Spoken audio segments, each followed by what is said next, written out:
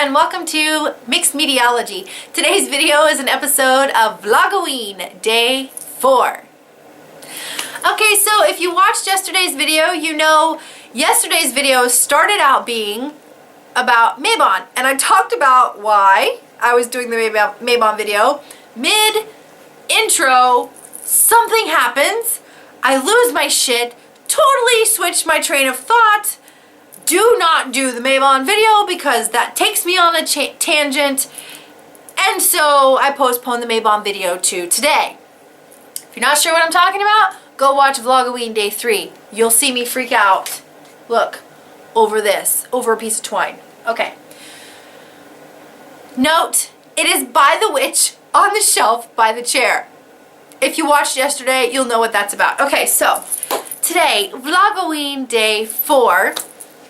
I talked about this yesterday. I'm going to say it again for those of you who didn't get a chance to see that video yet. Yes, I'm aware Mabon happens in September. This is Vlogoween for October. I'm aware of that. If you watched episode 1, Vlogoween Day 1, then you know why I may not always be able to do Halloween things because I'm here in Sicily. So I'm sharing fall in general stuff for Vlogoween. So I recorded my day in the life for Mabon, and I thought it'd be cool to share it with all of you and just kind of show you a little bit about what I do. This is not my normal Mabon. Here in Sicily, I'm not able to do all of the things I would normally do. I also talked about the feathers yesterday too. I'm not able to do everything I would normally do for Mabon. I kind of have to make do with what I can. So this Mabon video is not my traditional practice for the day, but it is what I do here in Sicily. And I thought it'd be cool to share it with all of you. So that's what you're going to see. I recorded it on Mabon. I was not planning to share it for Vlogoween, but now that I am sharing it for Vlogoween, that's why I'm doing this little intro now. So come along with me and join me for my Mabon and kind of see a day in the life of this witch, see what I do, and yeah, just hang out with me for Mabon. Hey everybody, it's Edie and welcome to Mixed Mediology. Today's video is an episode of This Witch's Kitchen.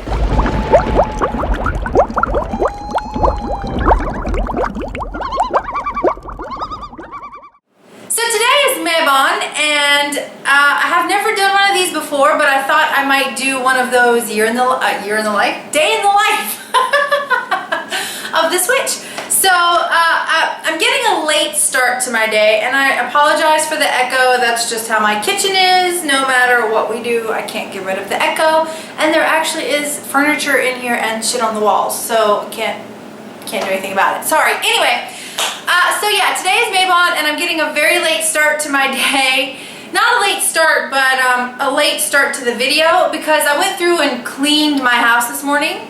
So it's about 20 minutes to 1 in the afternoon, and I'm getting ready to start dinner and bake some bread and do a couple of other things in the kitchen to kind of tap into some witchiness and just do some general upkeep for things that have to be done throughout the year.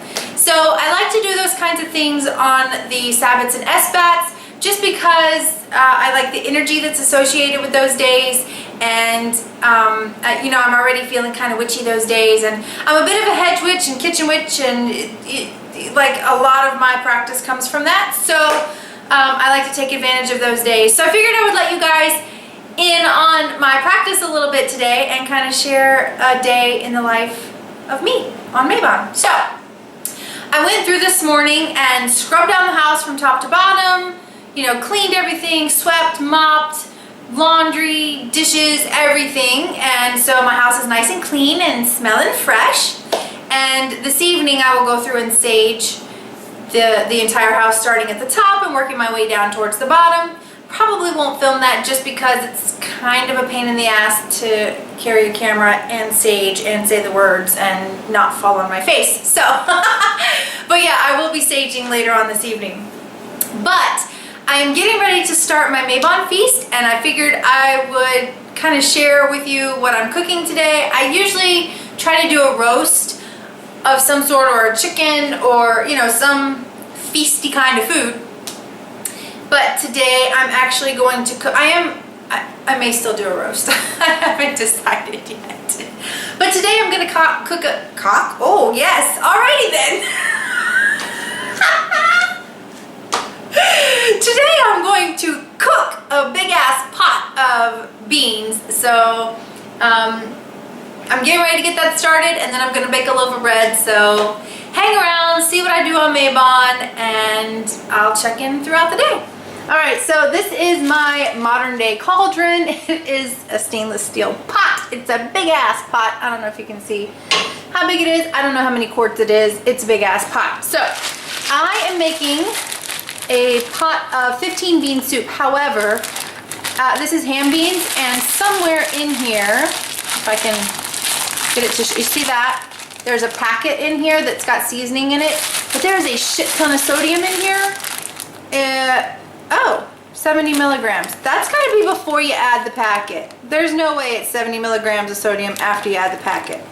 Yeah, serving size dry. So this is not with the packet. So anyway, yeah, it's a lot of sodium, and I don't like to cook with a lot of sodium. And I also don't necessarily like all of the seasonings that come with certain things. So I love the beans, and I add my own seasoning. So I'm gonna go take the beans over to the sink, wash them, make sure there's no dirt or rocks or God only knows what else in there, and then I'll be back to start my pot of soup. All right, my beans are rinsed and drained for the most part. So I'm gonna dump those in.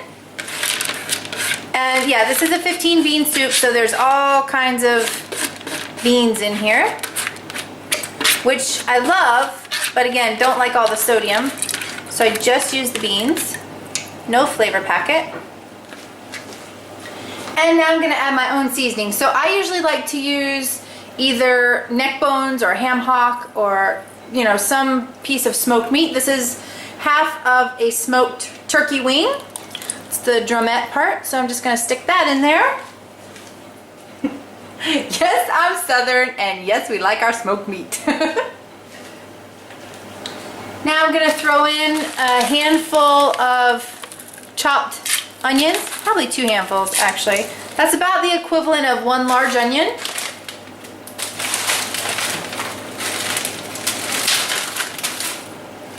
And a nice size handful of frozen chopped celery. Now I don't measure, I just kind of eyeball everything. So I'm gonna put in some garlic powder.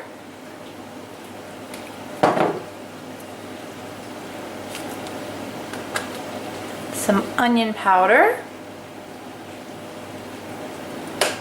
And I know it looks like a lot, but this is a big ass pot of beans. Some black pepper.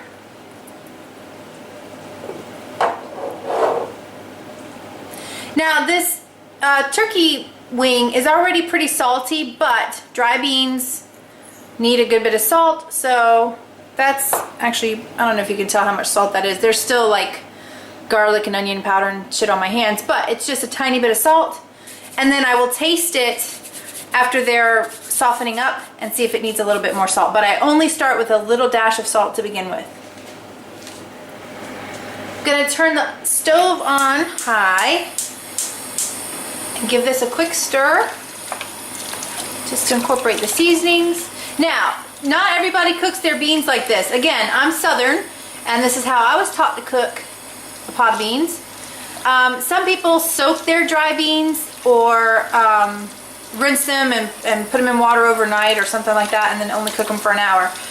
I was taught you just throw the dry beans into the pot, put a shit ton of water in there, and let them boil. And then you keep checking it and adding water as necessary, and you cook them for about 4 to 6 hours depending on how many beans you're cooking and how much water you have in there. Most of this water will evaporate. You can see, like, it looks like there's not hardly any beans in here compared to the water, but most of this water is going to evaporate and cook into the beans. I may or may not have to add more water later on. Once they've been cooking for about an hour, sometimes 2 hours depending on how slow I cook it, because sometimes I'll put it on in the morning and just cook it slowly all day long. I bring it up to a boil and then let it boil for about an hour and then turn it down to medium low, and then just keep checking it through the day. Sometimes you have to add more water, sometimes you don't. Just kind of depends on how soupy you want your beans and how much your water evaporates. So I also want to add a bay leaf to this. This is a big ass pot of beans, so I'm going to add a nice sized bay leaf in there. Now this is also the point where I add the words of power to my meal. I add them normally as I'm adding the ingredients, but because I was filming and talking through what I was doing, I couldn't very well do it then. So I'm going to continuously stir in a clockwise motion, and I'm not going to say my words out loud, but I have a specific chant that I say whenever I cook a meal like this that has magical properties to it. So I'm going to stir in a clockwise motion, and then once I get to the end of my incantation, I make the shape of a pentacle in the pot. So let me say my words.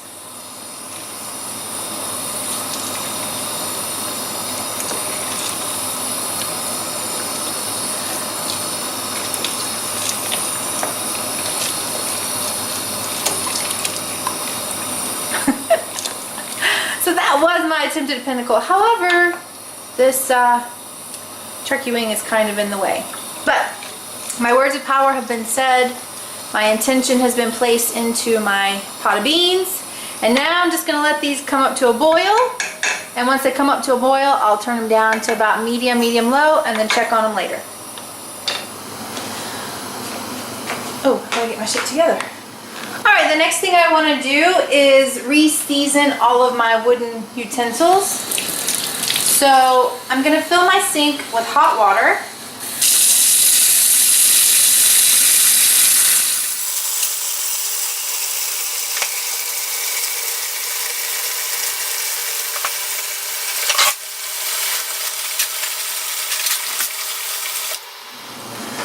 Okay, so I have all of my wooden utensils here. Wooden and bamboo, but mine are all wood. And you can see, well, they just got a little drippy from the water, but you can see where the water has touched the wooden utensil, it's all shiny, but over here it's all dingy and like, I don't know, just ashy looking. And that's just because they need to be reseasoned every so often. All wooden utensils need to be reseasoned. You can see this one too. It's really ashy looking except where I'm touching it. So I like to soak them in really hot water for about 2 or 3 minutes. Just enough to get them, kind of get the pores opened up, if you will, of the wood. Put that in there. And what this does is just opens the wood up so that it accepts the next step that I'm getting ready to do. So I'm going to let this sit for a couple minutes, and then I will come back and go to the next step. I'm actually going to flip this over every so often. Flip this. Woo, try to get it in there as best as I can. Not really working out for me. There we go. I might have to do this piece after. I'm going to do the spoons and then that piece, because obviously it's not working all at once. God damn it. Okay, so I'm going to let this sit and I'll be back. Alright, so these have been soaking for a couple minutes. I'm going to take these out and put the other, whew, that's hot. It's super hot. You can see the steam coming off of the utensils. Like, it's really fucking hot. This is going to hurt. Huh, okay. I'm going to put this one back down in here and kind of let it soak now while, ooh, shit's falling. While I go to the next step on the utensils that I just pulled out. Okay, so now what I want to do is dry all of these utensils really, really well.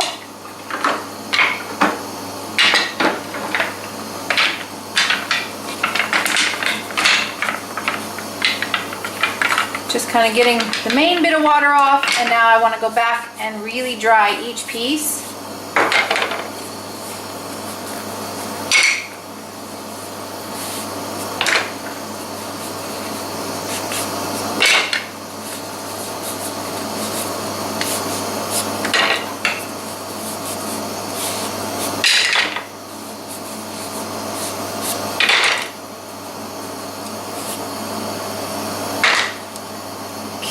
Now, I normally use coconut oil straight out of the jar. However, that's hard enough to get here as it is, plus my commissary's been having issues and it's just virtually impossible to get actual coconut oil in a jar right now. Whew. So, the best thing I could find was this non-stick cooking spray, and it's coconut oil, which I've never used before. Not sure how it's gonna work, but I was totally out of coconut oil. I needed some, couldn't get any. This was the only thing I could find. So I'm just gonna use it and hope that it works. So now what I'm gonna do is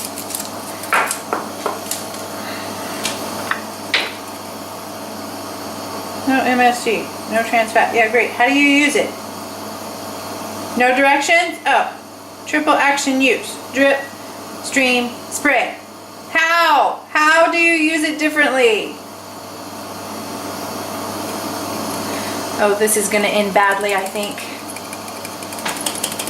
Are you even supposed to shake this? I don't know. I don't have any idea what the fuck I'm doing right now. I don't know. Okay, whatever.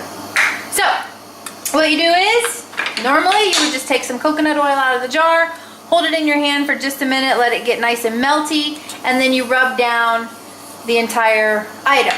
However, gotta flip my cutting board over. I don't have coconut oil, so, ooh, shit. Okay, so I'm just gonna spray some on here. It's getting everywhere. That is a lot. Oh my God. That's enough for like every spoon over here. Okay, was not aware that it would do that. Whatever, it's okay. So I'm just going to massage my spoons. And you can see the difference in the color already, just by spraying the coconut oil on there. I hope I'm on camera. I'm like at a really weird angle because the camera is right in front of the counter and my lighting is crappy and oh God, sorry. All right, so just want to massage. I'm going to take this off. That's probably enough for the whole thing. Yes. Just want to massage the coconut oil into the utensil. And you want to set it off to the side and let it set. Just leave it alone for a good, I don't know, 10 minutes or so or more. You can leave it for a while. Like you can leave it for an hour, you can leave it overnight. You don't have to do it right away. But if you wanted to just do it and get it done and get your utensils put away again, then you could leave them set for about 10 or 15 minutes and then go to the next step. I'm probably gonna leave mine for about 10 minutes and then I'll be back. But like I said, you can leave them for an hour, you can leave them overnight and then go to the next step, depending on how bad they are too. Like most of mine are okay. A couple of them were pretty bad because I use them all the time. And so the water just sucks the moisture out of them. But some of them are okay. So I think mine need about 10 or 15 minutes. And that's just letting the wood absorb the oil. You just want that oil to soak in.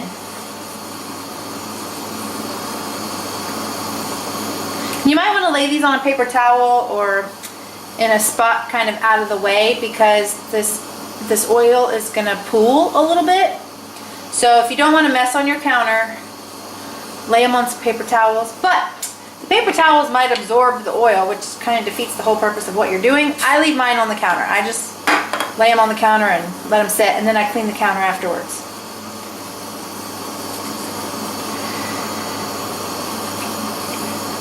Okay, so I'm going to finish these, let them set for about 15 minutes, and then I'll be back to show you the next step. So this spoon, I just want to say really quickly, this spoon is bamboo, and you need to season bamboo as well, but it's not going to soak in the way it soaks into the wood. It's kind of staying on the top, but it needs it. It's still moisturizing it and seasoning it. It's just not soaking in the way it does to the wood. Once you're done with this, the great thing about using the coconut oil is you can just rub it into your hands. It's a great moisturizer, and you don't even have to wash it off. I mean, you can, like I have a lot on my hands, I have to wash them, but I rub it in first, Oh, I still have the cutting boards to do. Let me show you what you do with the cutting board. Same exact thing. Spray it down. You can do one side at a time, which is what I like to do because I spray it down, let it soak into one side. Don't forget the edges. So I spray it on one side, let it soak in for 15 minutes, and then flip it over and do the other side. That way it's not laying in a pool of oil. It just distributes better if you do one side and then the other side. So I'm going to do that to both of my cutting boards, and I kind of rub it in really well. Alright, so everything's going to set now for 15 minutes and I'll be back. So the spoons sat for about 15 minutes. Now I'm ready to go to the next step. What you want to do is take a paper towel and just wipe off the excess coconut oil, just so they're not slimy and drippy. And you can leave them, after you wipe them down, you can leave them out for another hour or overnight, just so that the rest of the oil soaks into the wood. But you should be drying it pretty well to remove as much of the excess oil as you can. And that prevents the oil from getting all over everything else in your drawers or in your crock or whatever you keep your utensils stored in. So I'm just using a paper towel. You have to change your paper towel every so often because it kind of gets oily and then it won't absorb the excess oil anymore. So you just don't want any streaky bits. You can see I still have a couple of streaks like right in here. So you just want to rub until there's no streaky bits. It's still going to look oily, but it shouldn't be streaky or no puddles, none of that. No clumpy bits of oil anywhere. So what this does, this is seasoning your wooden utensils. And you can see like this one has a tiny crack here. And that's just in the wood. It's not that I haven't taken care of it. There's just a crack in the wood. So over time, the crack is going to become more prevalent. However, wood will just crack. Like if that wasn't there, if that crack just wasn't made into the wood like that, my wooden utensils could crack if they dried out too much. Wood needs moisture. So by giving it this coconut oil rub down massage, you are giving it the moisture that it needs, and it's going to prevent your wooden utensils from cracking and breaking or splintering and getting fucked up, basically. You have to love your wooden utensils.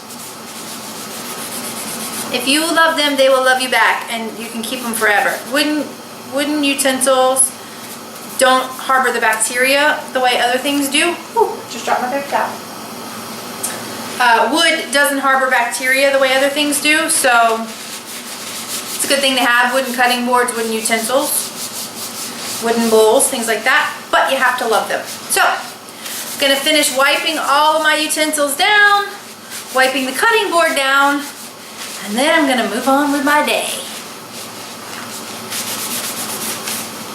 One other quick thing, if you wipe your stuff down, like after it's sat, and then you go and you wipe off the excess oil, and you leave them on your counter for another hour or overnight or whatever, and then you come back and there's still excess oil, just wipe them down again, let them set again. It takes some getting used to learn how much oil to use to begin with. So if you're slathering down your shit, it's gonna need to be wiped down a couple of times. It does not take a whole hell of a lot of oil. Like a couple of these, I might have gotten a little bit too much oil just because I'm not used to that spray. Had I been dipping into the jar, I would have known how much to use. But yeah, it doesn't take a whole lot of oil to condition your wooden utensils. So if you wipe them down and they still seem kind of oily,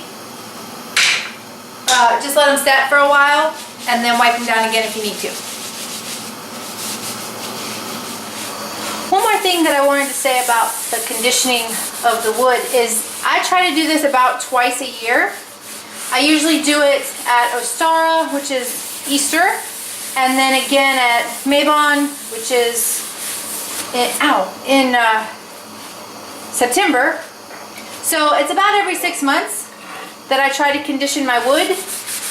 I also do my cast iron skillets with the coconut oil. I season my cast iron skillets with the coconut oil. And obviously I do those every time I use them, but the wood pieces, I try to take the time to condition them twice a year just to keep them in really good condition. If I see something is really drying out, I'll do it more often. Like if I'm using something and it just looks really ashy, I'll just go ahead and condition that one piece real quick after I wash it. And I try not to put my wooden things in the dishwasher. I try to only wash them by hand and just take care of them as best as I can, because like I said, if you love them, they will love you back. So I'm checking on my beans. They've been cooking for about an hour and a half, and you can see a lot of the water has evaporated and it's gotten really dark brown. My beans are starting to soften up a little bit, but they still need a good couple hours to cook. So I'll check on them again probably about 30 minutes or so. Okay, so I'm apologizing in advance for the shitty lighting. I'm sorry.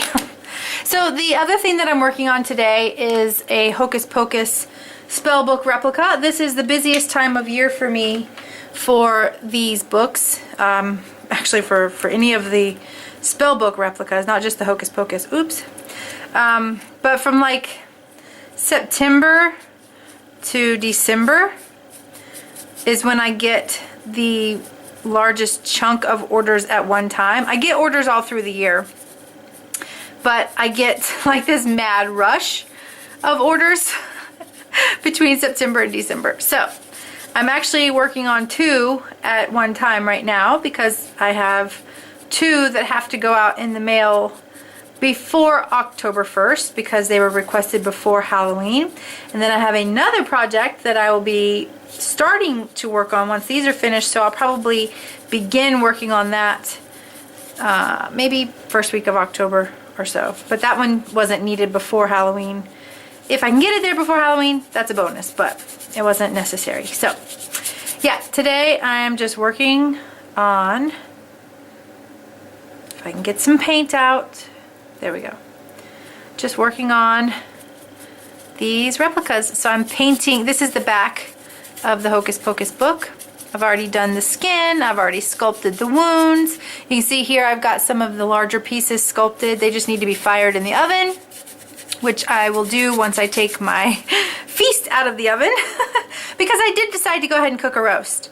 I wasn't sure what I was gonna do, and I needed to bake some bread, but it was already so late in the day, there was no way I was gonna be able to bake bread and cook a roast. So I've opted for no bread and baking the roast instead. So that's what I'm doing. So while the beans are still cooking, figured I would come up here and put a layer of paint down on the book and then let it dry and come to the next step later on. Alright, it's 20 minutes to 3. My beans have been cooking for about 2 hours now. You can see most of the water is evaporated and the juice is starting to thicken up a little bit. My beans are nice and soft. I'm going to taste it and see if they need any salt or not.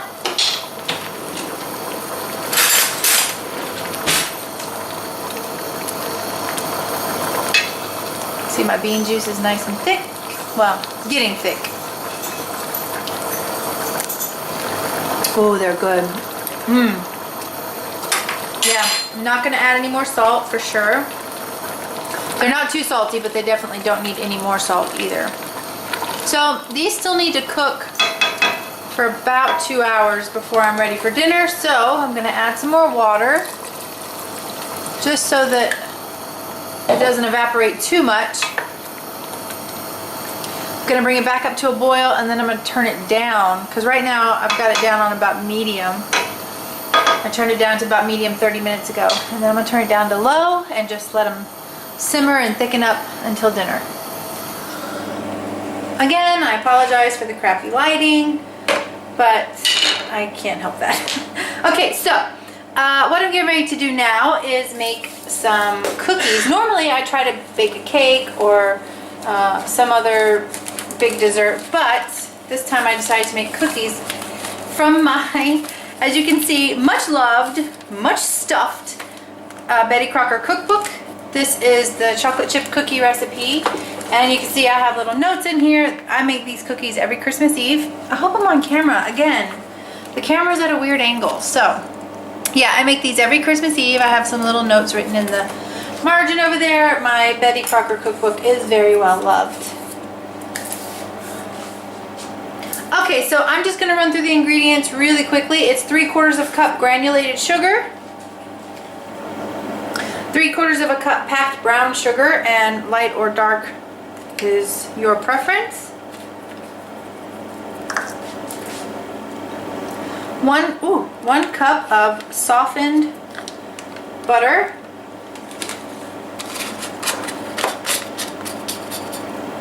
So that's 2 sticks that you need. My butter is drippy because I had it sitting on the stove next to the pot of beans to get soft.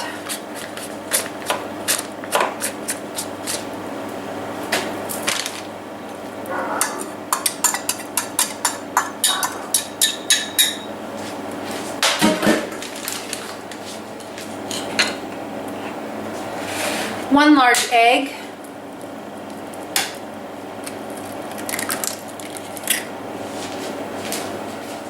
2 1/4 cup all-purpose flour. If you're using self-rising flour, you will omit the baking soda and salt that I'm getting ready to add. 1 teaspoon baking soda. And 1/2 teaspoon salt. Just want to mix all this together. And the dough is pretty thick. It's a very stiff dough. So you should probably use a wooden spoon. That's what I use. There we go. As you can see, it's a pretty dry dough.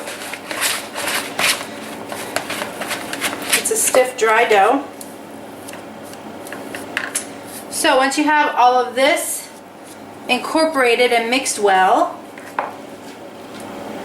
you can add in 1 cup of chopped nuts. I tend to leave those out.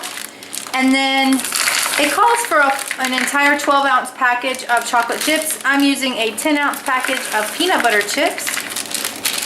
And when I use the 12-ounce bag, I never add the entire bag. It's just too many chocolate chips, and that's coming from me. From someone who loves chocolate. Even for me, it's too chocolatey. And my husband. My husband loves chocolate, probably more than I do, and it's too much chocolate for him. So I use just shy of a full bag. If I have a 12-ounce bag, I use all but about that much of the bag. So this is a 10-ounce bag. I did go ahead and add the whole thing, and these are Reese's peanut butter chips instead of chocolate chips. So I'm actually making peanut butter chip cookies. Basically because that's just what I felt like doing today. So you can use any kind of chips that you like. Okay, so this is all mixed together. Alright, you don't have to put this in the refrigerator. It's ready to go right away. So now all you need to do is take tablespoon, teaspoon, whatever you like to use. I like big cookies, so I do a tablespoon. Ooh, is it greased or ungreased? Ungreased, yes. Okay, yeah, I thought so. So, tablespoon of cookie dough for big cookies on an ungreased cookie sheet. They spread out, so you need to leave some space in between. I try to make them a little bit round, but they pretty much do their own thing, so I don't stress over it. So I'm going to fill up my cookie sheet. There we go. So now you put these in the oven for 8 to 10 minutes on 375. I check mine in 8 minutes because my oven is crazy. And I also rotate my pan if need be. So I'm gonna put these into the oven for probably about 8 or 10 minutes on 375, and then I'll show you what they look like when they're done. All right, it's been 9 minutes and my cookies are all done. I like my cookies slightly more brown, just around the edges. I think it just gives them a little bit better flavor. These, when they come out of the oven, they're still fairly soft. So you want to let them cool on the pan for a minute or so, and then you want to transfer them to a cooling rack and let them cool completely, or, you know, at least for a couple minutes. If you eat them when they're fresh out of the oven, they don't taste very good. They're too hot to taste good. If you give them just a few minutes, like 5 minutes or so to cool off, they're still really warm and soft and delicious. And they stay soft for a few minutes. And then once they're completely cool, they are slightly crunchy. They're not quite as crunchy as Chips Ahoy, but they're not really soft once they cool either. So 5 minutes if you want them soft, or completely cool if you want them a little bit more crunchy, and they are delicious. So it's dinner time and my beans are done. I had to turn them off so that they wouldn't burn, but you can see how thick they are now. And I made some rice and a pork roast to go with it. So we're gonna sit down to dinner. Oh, I also wanted to say that my cookies made 41 cookies, for those of you who were interested. All right, it is late in the evening on Mabon and I'm actually really tired. But on every Sabbath and Espat, I try to do a tarot spread that just kind of connects me to the season. Oh, I guess I should explain why I look like this. You may have noticed I changed clothes. My husband's taken a photography class and he has a theme each week that he has to take photos for his class, and this week was portraits.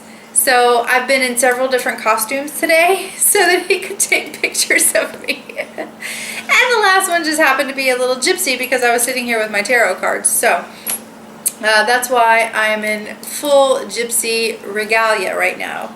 But anyway, so yeah, every Sabbath and Espat I try to do a tarot spread just to kind of connect with the day and, you know, see what the cards want to tell me on that day. So if you look on Pinterest, you can find some really cool Sabbath and Espat themed tarot spreads. So the one that I've chosen is, I'm not even sure where I got this from. Hold on. The website is furioushorde.com. That's the website. Anyway, this is the spread that I'm going to do. I don't know if you can see that or not, but it's just a Mabon themed balancing autumn equinox spread. And it's an 8-card spread. Inhale, exhale, descent, guide, harvest, store, harvest, gifts, balancing out, balancing in. That's what the 8 cards stand for. So that's the tarot spread that I'm actually getting ready to do. I always use my Green Witch's Tarot whenever I do these Sabbath and Espat readings. And I'm not sure, I don't think you can see, but I just have a few candles set up here. A couple of candles. One representing each color for earth, air, fire, and water. And I have some Palo Santo. I don't particularly care for sage, so I burn Palo Santo pretty much all the time. So when I'm getting ready to do a reading, I like to clear, jeez, I'm tired. Clear the energy of my deck by knocking it 3 times. Actually, most of the time what I do is just a little shuffle like this when I get ready to get started. And then tap 3 times. Just to clear the energy and to basically signal that I'm starting a new reading.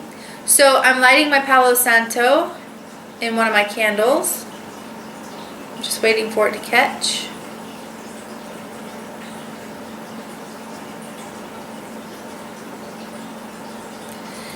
And I like to smudge my cards. Kind of fan them out a little bit as they go.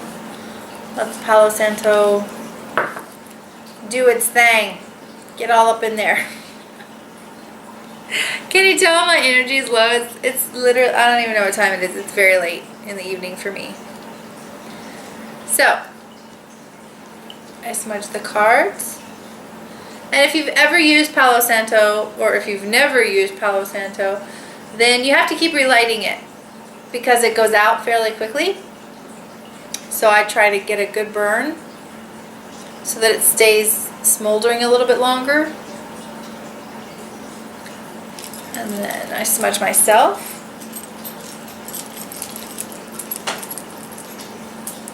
I just almost burnt the shit out of myself, did you see?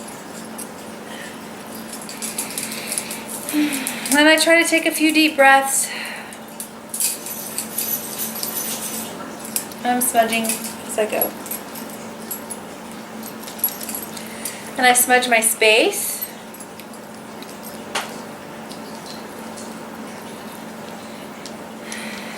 And it doesn't have to be a lot. Like it's not a big smudging that I do. It's just a little something just to kind of get the energy, the vibrational energy raised.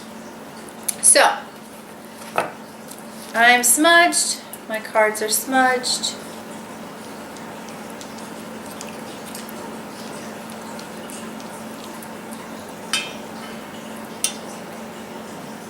And now I will begin my reading. So I hope you enjoyed this day in the life with me. I didn't do nearly as many things as I had planned to do because life kind of got in the way. So that's why it was very little, like it was just me in the kitchen pretty much today because things just, I just didn't have a chance to do everything I wanted to do. And I was still working on the book a lot. So yeah, this is not, my rituals here, my holidays here are not the same as they are in the States because it's pretty much impossible to do what I would normally like to do on the Sabbats and Esbats. It's pretty much impossible to do that here in Sicily. And I've actually had quite a bit of time to think about my practice, and I've realized that I've always just kind of done what I saw in books that I thought was cool at the time. And so, you know, I kind of picked that up and started doing it, and I just never really gave it much thought after that, and that's just always what I've done, but it's just not feeling the same. And so I think when I get back to the States, I need to really check in with how I feel at the seasons and what those seasons mean to me, and kind of go back to basics a little bit, because I'm not, being in Sicily has really made me realize that I'm not, the things that I used to do don't really fit anymore. So yeah, that's where I'm at with that. All right, so remember, if you like all this rambliness, don't forget to hit that little subscribe button. That way you don't miss anything, and make sure you're getting the notifications from YouTube because they let you know whenever I post a new video. So if you don't see me posted on Facebook, you'll still get the notification in your email that I've posted a new video. So don't forget to subscribe and make sure you're getting the notifications. You can find me all over the internet. I'll leave the links for everything in the down bar below. So if you want to check those places out and hang out with me, you will have the link right there at your fingertips. Thank you so much for being here. I hope you had a good time spending Mabon with me, and or at least a little bit of it. And I'd love to hear what you do for Mabon. So thank you so much for being here, and I will see you next time. Mwah. Bye! Oh! Blessed Mabon!